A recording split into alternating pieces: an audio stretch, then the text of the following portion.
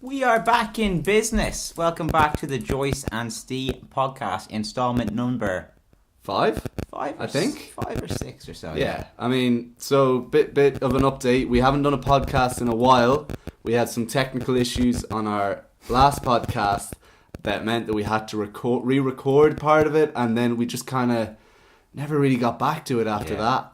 I think rule number 1 for podcasting is stay consistent with how frequently you record and upload. And that's we kind of failed there, but we're back on track, ready to record. Little life update. We are both back in the Emerald Isle, Ireland now. No more New York. We came back in December 7th, and it is March 12th today. So we've been back 4 months. Jesus Christ, that's 4 months. That 4 months or 3 months? No, that's 3 months. Yeah, that's 3 months. Okay, yeah. It's not so bad. Yeah. I was meant to go back in sometime in Q1 of 2019, but unfortunately my visa was denied. So looks like I'm going to be staying put here for the foreseeable future in Ireland. And I was unable to get a visa sponsored before I left, so I am back for good, it would seem. No more visa for the United States, so back in Wicklow in Ireland now. Very different from New York. Yeah, it is. Where we live in Ireland's very countryside. No public transport, no trains whatsoever. Very few amenities, difficult to get to the city, not much around, but it is beautiful though. Yeah, good views. Right up in the mountains here, which is pretty nice. And something I do like is that you can see the stars every night, whereas you can't see. I didn't see a star once the last year that I was in New York. It's too much light pollution, just can't see them. No. The noise is the other thing that's really weird, because where we were living in Bushwick in Brooklyn was literally 5 a.m. on a Tuesday morning or 4 a.m. on a Tuesday morning was louder than it ever gets in this town in Blessington. So it's quiet here in comparison. I'm used to hearing gunshots and sirens and just random people yelling and trains. It's crazy when you think though how many in Brooklyn or anywhere in New York City, it's just so many people just living on top of each other. Per each square mile there's 100 people for every one person out here pretty much. And it works much more efficiently as a city in terms of getting to jobs and, getting food and getting your amenities. So you don't have to drive and travel everywhere. Obviously, you don't have the space and the freedom that you do out here to... you can if you walked outside there, you wouldn't see anyone. No. Right, you can't do that in New York, no matter where you are really, for any of the 5 boroughs. If you walk outside, you're going to see someone in minutes. There's no real sense of privacy. I mean, in the middle... where we were, it was a 4-minute walk to our subway stop, and on average you'd get asked 3 or 4 times for change just in that walk. So expensive walking. Yeah, I mean, you gotta give change to every single one. Absolutely, at least $5. Yeah. So we are this podcast. We don't really know what we're going to talk about. We have a few topics that we're going to sort of dive into. Just a few little news items, a few things that tickled our fancy over the past few weeks. One of those is a very recent Joe Rogan podcast with Twitter CEO Jack Dorsey and Twitter's head of compliance and trust, I believe, something like that. It was some fancy title that this lady had, talking about censorship on the platform, and they were joined by a right-wing journalist called Tim Pool, who had some pretty hard-hitting questions for them. Basically, his argument was that Twitter is a platform that promotes free speech, but their policies are very left-wing in terms of what they choose to censor and choose not to censor. If a left-wing person writes something that's, maybe goes against Twitter's policy, they might let it slide. But then if someone that's right-wing writes the same thing, that they might ban them from the platform or give them a suspension or something like that. And it's pretty interesting podcast. Yeah, so I mean the question kind of becomes, what do you think? Do you think that Twitter does enough, does too much? Where do you think they sort of land on censorship? And any thoughts on just how Jack Dorsey and his executive helped to sort of their explanations for some of their policies and how they run things and what they're planning on doing in the future? Yeah. So if you look at Twitter's policies, what they punish is people who have, who send out tweets that are aimed or targeted at certain individuals, and they're harmful and it has to be a build up over time. It's not like one tweet isn't sufficient to ban someone. 3 strikes and you're out. Yeah, that sort of thing. But whenever they were challenged on anything, they were always told that it depends on the context of their tweets, which is kind of like a bit of a cop out. Yeah. They're kind of, this lady, I can't remember her name. You have a look. Yeah. She would always come back to Tim and say, it depends on the context. How long have they been doing it? They've been doing it over weeks and months. Is it repetitive? Is it, this and that? And it's kind of Vijaya Gade.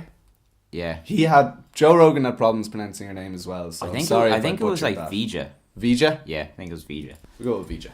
And they also talked about, I just saw there, the learn to code kind of viral meme troll thing that's been going around that I'd seen on Twitter, but I didn't understand until it was explained on there. Basically, it started off as, people losing their jobs, and other people would tweet at them, say, learn to code, as in learn to write software, because that's where all the jobs are heading. But in reality, I think that's pretty unfair. It's very naive. It's so naive, yeah. Yeah. Just to presume that, these 55-year-old truckers are all of a sudden going to become computer literate overnight. Yeah. And even at that, they're not going to get the jobs ahead of someone who's just out of college, who's 19, not 19, but 23, 24, 25. Because they'll demand lower salaries if they're younger or whatever, and they're more flexible in terms of the hours they can do. But also, in terms of if you look at jobs markets now, there's so many software engineering jobs, so many. It's a really high demand job, being able to write software, because loads of companies need it. Like legacy companies and also all these new startups, they need it. But do you think in 40 years time there's going to be the same, or 30 years time, 20 years time, it's going to be the same demand to write as much software? There can't be, as well, because for one thing, as you say, a lot of legacy companies, a lot of companies that have been analog for so long, all of a sudden need to get online. They need to create new software. They completely redo a lot of their business and everything. Yeah. So once everyone's kind of up to speed and everybody's into it, and certain level. It is, the demand's going to drop. Plus, as well, all the AI and automation sort of thing kicks in. Yeah. This software is going to just sort of develop itself almost. Yeah. Bugs are going to persist, and then software code's going to learn how to fix itself, basically. Yeah. And I don't think software is a great career path now. You can earn lots of money writing software. In Ireland, for example, there's loads of jobs. If you're looking for a job here and you have experience writing code, you're going to find a job pretty easily. Same everywhere. You don't need to be super experienced. You just need to have a little bit of experience, and then you'll be able to command quite a high salary. But I don't think that's going to stay the same forever. If you went back 50 years ago and looked at jobs that were in high demand, those jobs aren't in high demand now. No, well, I mean, it's cyclical as well. Software developer didn't exist as a job 50 years ago, so it's okay, maybe software developers in particular are needed now, but we don't know what way the whole internet, online software and everything is going to shift over the next 50 years. That, it could be completely obsolete, or it could be something completely new that now these people who are currently software engineers aren't even going to be qualified for. It could be something like that, but different, in whatever way. Exactly. So they discussed that topic in the podcast, and they also discussed a few things like the banning of Alex Jones from the Twitter platform. Yeah. He's been banned from numerous platforms. Pretty much everything now. I think it's just Gab he's on, which is a sort of libertarian free speech platform. I've never been on it myself. No, me neither. But they don't. There's no censorship. It's just free speech. Something that name of the game. Was interesting when during the podcast, Joe said that Alex was texting him, saying that the podcast that Alex Jones had done with Joe Rogan wasn't trending, and that it's a conspiracy against him and everything. And I was like, hold on, I went on the day it came out and it was number 1 on the trending page. Really? And I went on, this is 10 days after the podcast came out, went back onto trending. It's still on the trending page at number 3. So it was just complete nonsense. And he was talking complete shite. Yeah, like talking about just ridiculous Nazi conspiracy theories, and then backed everything up by saying, yeah, there's serious amount of literature on this, and the studies have been shown. It's like you just keep saying studies, and it's like yeah, but what studies? What studies? And do you have them on you? And can you send them to us? Because put them in the show notes if they exist, because they don't. Like, it's just talking absolute nonsense. The fact that he gets a Joe Rogan platform, it's entertaining, but Jesus Christ, it's just. I mean, I don't doubt as well that the YouTube trending algorithm doesn't really make much sense. Like, it's usually not the videos. It's not usually based on just the amount of views they're getting. Like, it's weird. But it was funny that he said that they weren't trending when they were. It's just like, he wasn't even on the podcast and he still managed to get a lie in. Like, yeah, exactly. But yeah, there was a lot on the podcast as well that I thought was very interesting. I think Tim Pool definitely made a lot of good points. Unfortunately, I think Vija was able to not even defend but deflect a huge amount of what he was saying. She was very good, very qualified, very experienced, like proper lawyer PR talk. Well trained, yeah. Knew exactly what to say, and she kept such a level head, so calm throughout the whole thing. Yeah, it was absolutely. very good. I think he could have asked her anything, and she would have had an answer to it that was sufficient to maybe not give him the answer that he wants, but or that we want, but Twitter would have come out of it unscathed. Exactly, yeah. One interesting question that Tim did ask her was about Twitter's direct message feature and Twitter staff ability to view these messages.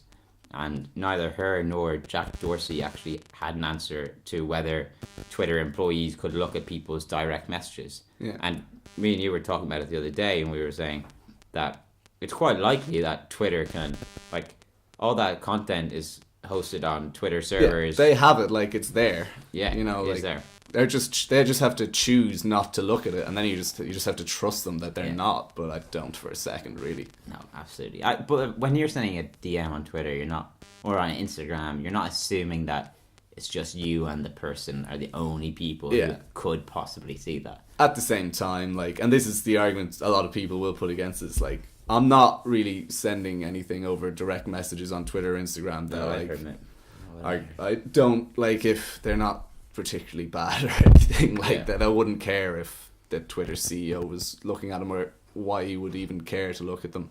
But it's just the principle of it, though. Like, what do you think should be censored and should not be? Because clearly, just having a platform, an open platform, where anyone can say anything, it's just a recipe for disaster. Because people are gonna say really harmful things.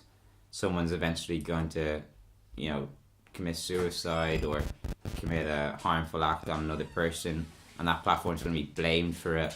So there is definitely a line that you have to take, unfortunately, but it's just really hard to know what that line is. Like, I know Twitter, for example, has it somewhat built into their algorithm that, when people are being reported and whatnot, their tweets don't show in replies. So, like, if you click on a tweet and you look at the replies, it'll be towards the bottom of the list or may not be shown at all. I think that's a good idea, but then that's not very transparent either, because the person that's been reported, like, they assume that people can see their tweets when they can't, and I don't know, it's a fine line. I think the doxing thing, like putting people's real information up and stuff like that, is something that I think is pretty bad. Like, I mean, you can kind of say whatever you want to a random person, but it's sort of like once you are causing probably causing actual threat to someone's well-being and stuff by putting their information out there and harassing them like that. I think it's very difficult, though, to put where the line should be in terms of, like, what they should censor and what they shouldn't. I think, like, having a completely open platform is very risky. My thinking, though, as well, is that they are a completely private company. And, if you want to use Twitter, you do click into their terms and conditions, and obviously their terms and conditions is way too long and it's ridiculous and no one's ever going to read that, same as any piece of software or website that you sign up for. Yeah. But you still, they can kind of create whatever rules they want. If they want to say that, you know, you can't use certain words on Twitter, then, you know, if you don't agree with that, don't use it sort of thing. Like, it is up to them. As Tim Pool says, you know, they do have a massive influence now, though, and it has grown to a point where it's like, yeah, they can influence elections and current affairs and things like that. And they haven't been voted in or vetted as people who can sort of handle that level of responsibility in any way. But so it's hard to know that, you know, like, to me they seem like pretty decent gatekeepers of all this information, all these tweets. But just because they seem like pretty rational, sensible people, but then can anyone whose decision is that to make on what is right or wrong? Like, as well, at the end of the day, they're got to be most concerned because they are a business about their bottom line, and you know what they were saying in the podcast sort of stuff is they're trying to prevent anyone from leaving the platform. That's what they're trying to avoid here. You have all these celebrities that have been, you know, leaving Twitter and stuff like that for either for they don't want stuff dug up and they're not liking old tweets being dug up and used against them, or just receiving massive amounts of abuse online. The dragging old tweets up is getting ridiculous. I saw one recently where there was some young celebrity, like early 20s, and they dug up tweets from like 2012. The person was like 15 or something, and like, it's just not the same. Like, fair enough, they said something racist or homophobic or transphobic or whatever it was, but I don't think they should be put out on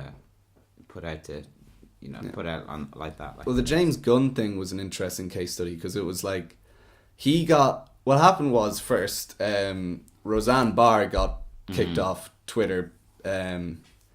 She got fired from her show. She got fired from Roseanne, and because of tweets. And it was then to retaliate, the right end up, you know, digging up these James Gunn tweets because he's a critic of Trump and the right and everything. And they then say to Disney, who also owns ABC, which, you know, owns Roseanne, and Disney owns obviously Marvel and then Guardians of the Galaxy, so they fire him from Guardians of the Galaxy Volume 3. And it's like, well, what he did though was he wrote these tweets, these like jokes about pedophilia and shit that were fucking awful, and like they weren't funny and they were just provocateur shit, just looking for a reaction, trying to be controversial. But they're from 10 years ago. He had apologized for them before. He'd clearly he'd clearly proven that like that's not who he was anymore. He doesn't do that. He's making fucking family superhero movies now, and he's clearly changed. And then he gets fired from it. Whereas the difference was that like Roseanne Barr was consistently and currently tweeting racist things. So that was kind of like the difference there. It was that, like, she was still doing it and showing no evidence of stopping doing it. Whereas this was 10 years ago. He was reformed somewhat. Yeah. Or like when the first Guardians of the Galaxy movie came out, the tweets were dug up and he apologized for them and everything like that. Like, it was dealt with then. But they got redug up. It was homophobic, you said? Pedophilia. Oh, really? Yeah, it was like pedophile jokes and stuff like that. Jokes, though? Jokes. But, like, jokes that weren't, like, particularly funny or anything, but, like... Yeah. That's subjective, though. Yeah, it is. But we probably would have found them funny, but some people would be like, that's way over the line. Like, they were definitely just... He was looking to be controversial, like, a young comedian, like, trying to, you know, get out there and stuff. They talk about pedophilia all the time in their shows, so, like, don't think that should be any different. But it's a real dangerous precedent. And then, of course, Disney as well is the one who... They have the Oscars, and Kevin Hart got... I mean, that whole mess was ludicrous, like, because he was hosting and then he wasn't, and then, like, Disney said, like, he could host, and he said then that he didn't want to because there's just so much fire and heat over it, like, and... Yeah, it's a lot of bad shit. But yeah, that's... I can't be doing that. Lesson learned, don't write anything online ever. Well, that shouldn't be the way it is, but unfortunately. How does Twitter make money? Is it solely they have like promoted tweets and whatnot? Is mostly that. Is it?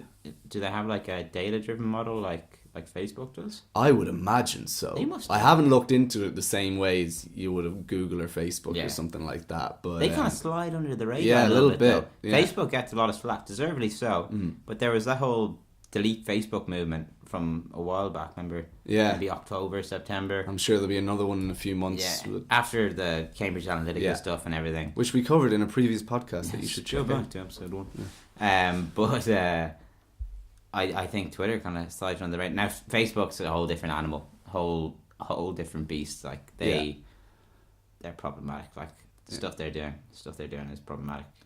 As well, the way that like people interact and stuff on Facebook is different from Twitter as well. Even though like you still have like clickbait articles and you still have people replying to each other and attacking each other and fake news and all that shite, but Facebook is so much more egregious. Like and it's a different type of people that are on Facebook. I think the people on Facebook are much more susceptible to reading fake news articles and believing that they are genuine articles. It's a lot more like middle-aged folks on Facebook who are reading these articles and sharing them, while Twitter seems to be like the way it works is sort of like you follow niches, the niches that you're interested in. Like mine's mostly fucking like movies, politics and sports. Like exactly. Mine's like tech and sports, and people kind of fall into different categories based on things they like and people they look up to. Well, Facebook is like you follow news outlets and you're friends with your friends. Yeah. And you might be in a few groups based on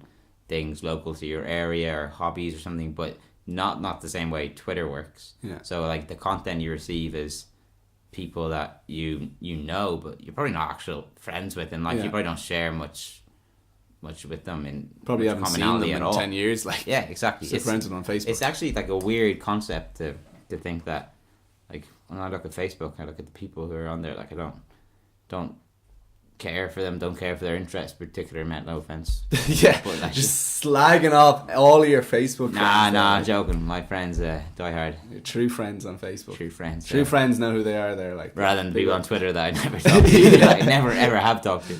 But it was interesting as well that like Tim Pool pointed out that like most people on the left, more so than the right, follow just other people on the left. I love that.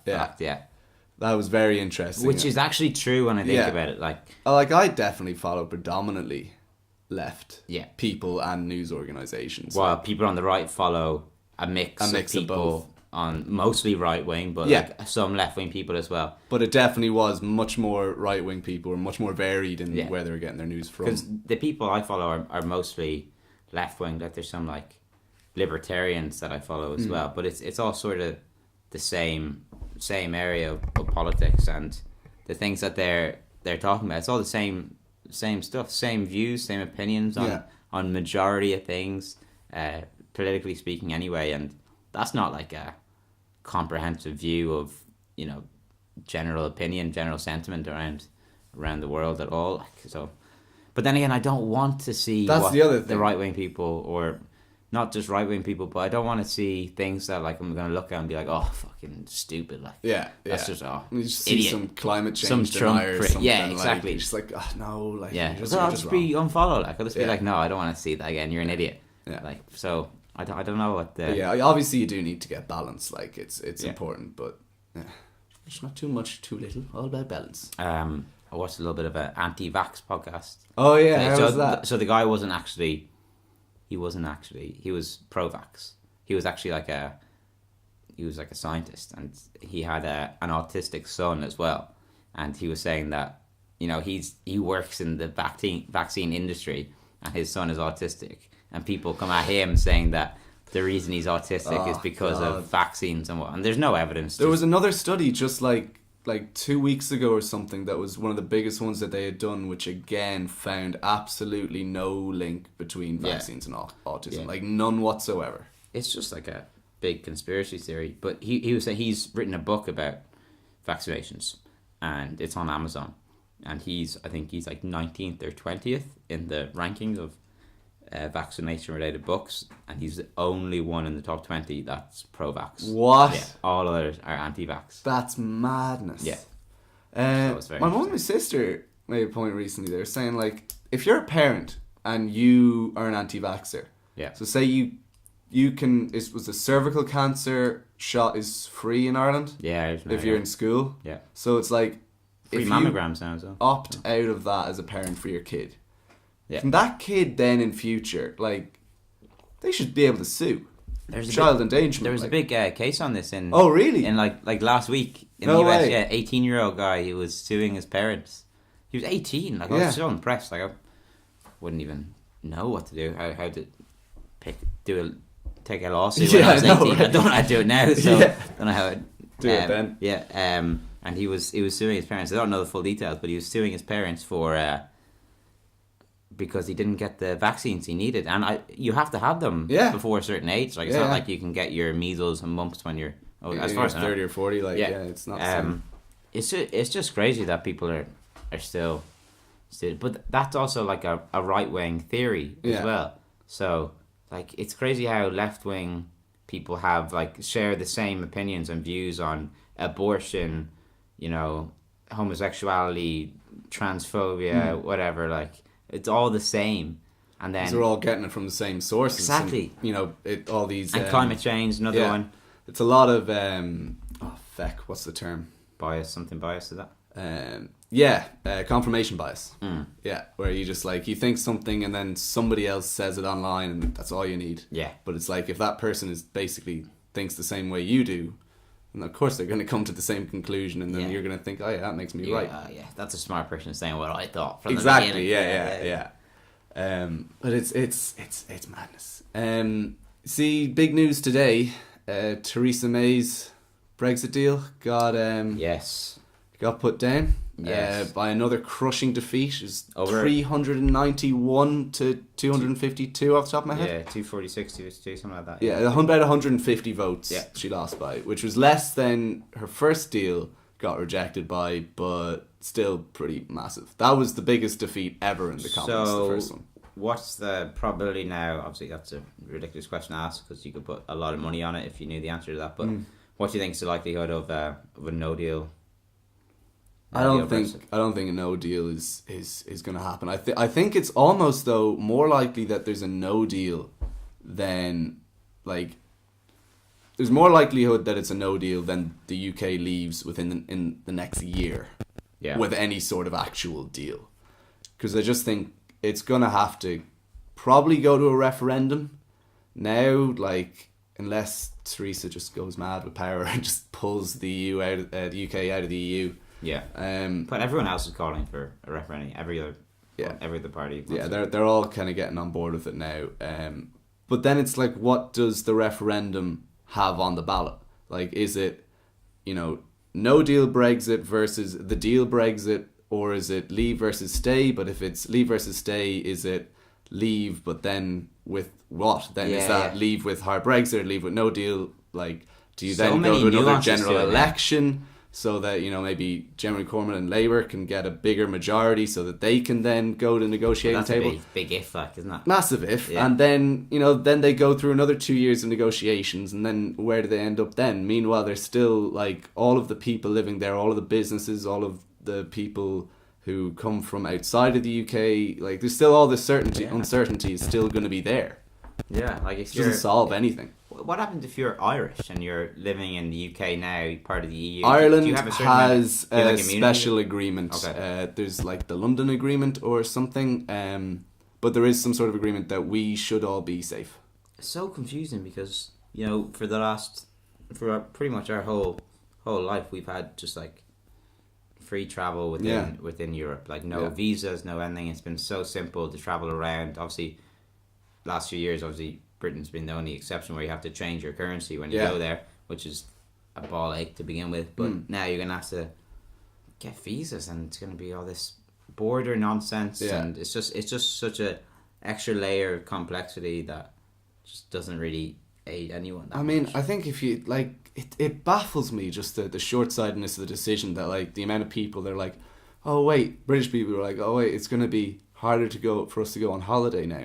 It's like, yes, obviously, you're leaving the EU and you're able to go to France without a problem because they were in the EU. And guess what? Your trip to Ibiza, where you go work in Ibiza for the summer, you're not going to do that anymore. No, doesn't work like that. I really hope that Brexit doesn't go ahead, because I think it's going to be bad for the UK and bad for us and everyone else. And, like, it's going to... Yeah. It won't hit us nearly as badly. No. So I'm almost kind of sort of deep down, like I don't mind as much because it's gonna hurt them way more. But I like for anyone looking, say our age, looking to move somewhere, move abroad for work. Everyone's thinking about it or doing it at our age now, mid-20s. Like UK is just like a no-go zone. Like you don't know, like more jobs aren't really popping up, and you wouldn't. It's a terrible time to move to the UK. Live there, really. It was like today was also the Nissan factory in Sunderland announced that they were discontinuing. They wouldn't be manufacturing Nissan's Infinity brand in that factory anymore. And Sunderland, I think by the biggest proportion of anyone, voted to leave the EU.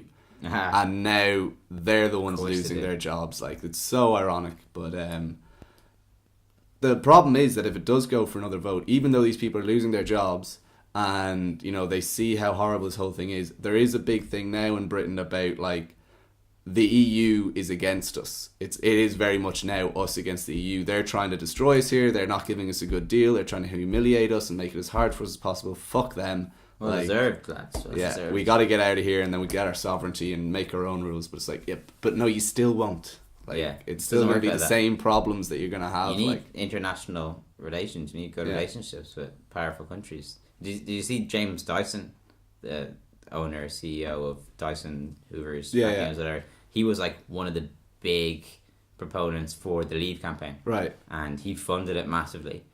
And then recently he said that all the offices and factories that were in the UK, he was moving them to Singapore. Jesus. Or somewhere in Asia anyway. Because he was just like, not going to make financial sense to stay here. I'm going to have to pay. That is hilarious. Pay tax on every single import and export. Feels absolute hilarious. Like, another interesting thing I was listening today was Andrew Yang. He's not a politician, but he's a venture capitalist, like an entrepreneur in the US. He's about 45, and he's running for the 2020 presidential campaign, and he's running as a Democrat. He said that he would go as an independent, but that's just not a viable route to actually becoming president. Like, you can go as an independent, but you're not going to win. Plus, like, you have the I think it's the ex-CEO of Starbucks, or he found what yes, that guy. But anyway, he is running as an independent in 2020. And everyone's now giving out, could be Schultz.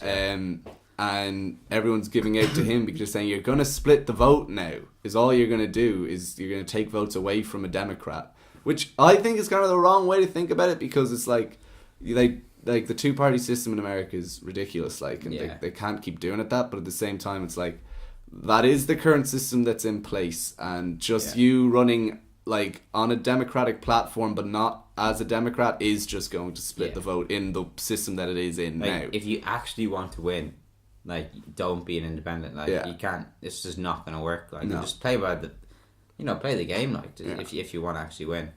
But Andrew Yang, he's a big universal basic income, which is actually another thing we've discussed in the podcast. We did a whole podcast on that. You should check it out. And what he's going to do is, the second he comes into office, his two big policies are he's going to give everyone $1,000 a month, $1,000 a month. Now, $1,000 is not sufficient to live on. If you're in New York City, that would just about cover your rent. Yeah, but that's not the same in all states. And what if you're in, you're living with a partner or whatever? So he thinks that the way AI is going to take over and revolutionize industry, particularly administrative work, retail work, food preparation, and also manufacturing. Manufacturing and driving, transportation. AI and autonomous vehicles are just going to take over and pretty much put a lot of people out of the job. And what do you do with those people? They've got no, especially, like, I know this is going to sound pretty generalizing now, but like men particularly have like a big link with their job. They need it to, especially when they're older, they have a family, they need it to feel a bit of meaning and a bit of fulfillment. And they don't feel valued if they're not working. But what he was saying actually was that women often go and they volunteer when they get put out of work. They don't just sit around while men probably just hit the booze when they're out of work, which is pretty common. And he's saying $1,000 a month, it won't change everyone's life, but it can give people a little safety net that if they're put out of work tomorrow, they can, at least they can, feed their families for a little bit of time, and then they can find some side work and, hustle for that other $1,000 that would get them over the line to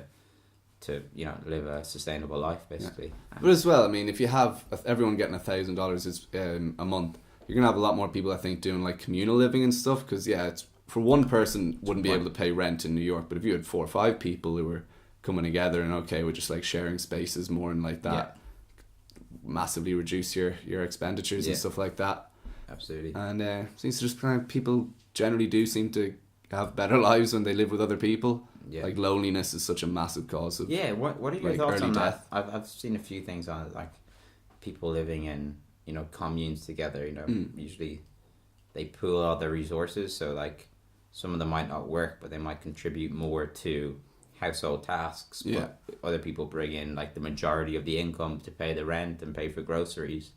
And I actually saw a documentary on it where there were kids in it as well. I think we saw the same one. I think so. Yeah. Was it the girl? Yeah. She was like a lawyer or something. Yeah. And she had the boyfriend that was like way younger than her, I think. Oh, and she had 2 kids, and they were all living in the one house. Yeah. Now I don't know what I thought about that now. Yeah. That was an extreme situation. I think that like they were mixing business with pleasure there a lot. Imagine you were like an 8-year-old kid, and your mum divorced from your dad, and you went with your mum, and then she moved into a commune, and you were sharing a room, you, your sister, and your mum, and then your mum starts shagging the guy in the next room who's like 15 years older than you are, like, and 30 years younger than she is, and they're going out like she made like a decent salary, like she was like the breadwinner for the house pretty much, but Jesus Christ, no, I think you gotta, if you're doing that sort of thing, you gotta make sure that you're like very okay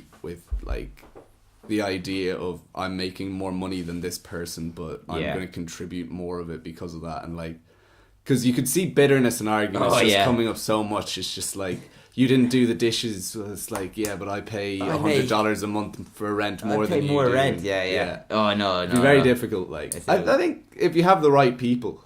Yeah, exactly. You gotta have like easygoing people. I think if it was like a group of like friends, I imagine that would work quite well. I think just putting random people in the house, even if they share the same values and similar mentalities, I think it would just be really hard. Yeah. I saw one in, I think it was Finland or Sweden, where they had communes, but it was just single mothers. So it was single mothers, a mother and one and then another kids, single mother, and then another single mother and her 2 kids, and they all supported each other. Did one of them would cook a meal on a Tuesday, the dinner on the Tuesday, and some of them, I think most of them worked, some of them didn't, but that looked like a healthy way to live. But it does seem to be like the way that people and like our closest relatives, like chimps and stuff, like they'd start doing that. Like everything was communal living and everything, and the magic number was 150. That seems to be like where the biggest amount of people can kind of be before it just starts fighting and everything like that. The 150 is like the max amount of people. And you think there, like when we were living in New York, there was 150 people living in our street. Yeah. And like, probably thousands of people around us in a kilometre radius and everything like that. Yeah. And it's like, is just too many people kind of collectively all living in one space? Like, obviously we're going to butt up against each other and have problems and, not trust people as much because you don't know everybody as well. Because that's part of the thing with like the 150 people is that like you can know 150 people well. Absolutely, yeah. After that, it's just too many people. No, yeah. I don't know. Like cities obviously work more efficiently. So much more efficiently. Economically, they're far more viable. But I don't know if they're healthier. Like I like the idea of having like a home with space around it. Yeah. But then again, I'm probably biased because I grew up with that. It's like not everyone has that. Not everyone needs that. It would be nice to be able to, be a young person and live in a city and live with your family. So it's been a weird, like, from 2 extremes almost, living in Brooklyn and New York and then coming back to you know, the countryside in Ireland. Yeah. And like there's so many things that I do love about living in the countryside again, just like that I can just go for a walk. Like I take the dog out and 5 minutes outside my door and I'm in the hills, like at the lakes. And whereas in New York, like I'd have to walk miles and miles to be away from people, like, and to be in nature and stuff like that. But at the same time, then, like, after, you know, there's one bus to the city and it goes every 2 hours and there's only like 6 of them a day, and there's just so little going on in the town and stuff. You compare it to New York, there's just always something happening. There's always something going on. And you're only like 20 minutes from it. Yeah. Really, like over here, you have to drive everywhere, and like then if you drive, you can't drink, and I know obviously that's like a big first world problem, but like it's if you're a young person though, and you want to, your socializing is around that. Like. Yeah, exactly. So like, I think cities are great for young people. I like the idea of, you know, retiring out in somewhere a bit more rural, a bit more relaxed, and a bit less fast paced when you don't have to be around it. But yeah, I don't know. Oh, sure. Not knocking either at the moment, but they definitely have their pros and cons. Like definitely pros and cons. I think for a young person though, like cities are great. Like also jobs, like they're just... it is just so much more efficient having, like, you know, instead of, if you think getting food out to people that live out in the countryside is just so much more expensive than when you have 1,000 people around one shop. But people can just all go to the one shop. Yeah, exactly. In China now, there's been an incredible move from rural areas to cities. There's so many, a lot of huge cities now. But China's mad bad because, like, it's just their middle class is exploding. Like, that's where... Are there strong industries over there where people are... So I think China, like a lot of factory work, a lot of farming and stuff. You see, it's coming up massive, like their retail and everything, their online presence getting so much bigger. Like there's so much online stuff that just exists in China that like we wouldn't know about here. Yeah. It's like like Alibaba and stuff like that, and they're also like they're going massively towards the idea of like in Alibaba anyway, are trying to do the whole like no people in like no sales checkout cashiers in retail, like just, you know, you walk in. So people at shops. Your phone knows where you are. Your phone just tracks you, and then you just walk out of the shop, tap your phone off the thing. Like it knows cashless what you've bought. As well. Just walk in, get what you need. Leave. Philadelphia banned cashless stores. Did they? Yeah, banned cashless. Yeah, cashless stores. Yeah, recently. I don't know why. Like I think it's the way forward. But have you heard of this app called WeChat? It's like WhatsApp in China, kind of. But basically, WeChat in China is like the holy grail app. So it's not only like your messaging app, like WhatsApp, but better. Like every single person that's on it. But it's also like there's Uber in it. There's like Foursquare and Yelp in the app. There's like food delivery in the app. It's like so many apps combined into one. Yeah, they have what they call mini programs. There's like an app within an app, basically. So like from that one application, you can do pretty much anything. You can go anywhere and contact anyone, and that's what Facebook is trying to become now. But this app is like absolutely dominant. I think they're owned by Tencent. I don't know if you heard that. Yeah. Tencent. They own WeChat. There's too much cynicism and like animosity and just like general untrustworthiness towards Facebook now for them to really get into it. Into like people putting money up to Facebook. It's funny that like you'll give all your personal information, but you wouldn't want to put your credit card up there. Nah. You wouldn't do it for 10 quid a month though. No, that's the thing. What if Facebook came out and said to you, okay, so obviously Facebook, Instagram, and WhatsApp. I use all of them. I use WhatsApp most, and then Instagram, and then Facebook. I'd be the same. Yeah. So what would be your number if they said you either tomorrow you have none of these, or you have all of them? It's all or none. Like I don't. It's all or none. Obviously, I get rid of Facebook in an instant. Yeah. But also, it's kind of handy for like weird things like that. Those groups in New York, like the Irish groups and stuff, get little tidbits of information. Yeah, they're handy. Pretty handy. But what would be? So I was thinking like to continue using WhatsApp. Like say people weren't willing to migrate to another app. Yeah. Like I'd pay 10 quid a month. I'd probably pay 20 quid a month for WhatsApp, like realistic, because I think like I pay 20 quid a month for my phone. Like, 250 a year? Yeah. But like I pay 20 quid a month for my phone. Yeah. And all I do then is it gives me the internet. I don't use calls or text. I just WhatsApp. And I WhatsApp I call even or WhatsApp call text. people on Yeah. WhatsApp now. I don't even call people. No, my dad's in England today, but I'm able to call him all day because just over WhatsApp, like it's Yeah. fine. When I was working for Panasonic, like my boss was in the UK, so like all of our talk would just be over WhatsApp. Like you're never worrying about fees and charges. Yeah, and you know that it's what it is. Do I have credit today? Instagram, I don't know. Like, it's funny because like I pay what, €10 a month for Spotify and €10 a month for Netflix and stuff. Yeah. But I definitely get so much more value out of them than I would if I was paying €10 for Instagram a month. Couldn't pay 10 quid a month to look at pictures of people on putting up stupid catches. Yeah, no, I think like I wouldn't pay any money to keep Facebook. I'd just be like, if they're charging me, sure, look, I'm done. But Instagram, I'd say you could get rid of Instagram and not miss it pretty quickly. Oh yeah, I'd say the first couple of weeks you'd be like, oh, wouldn't mind having Instagram. Yeah.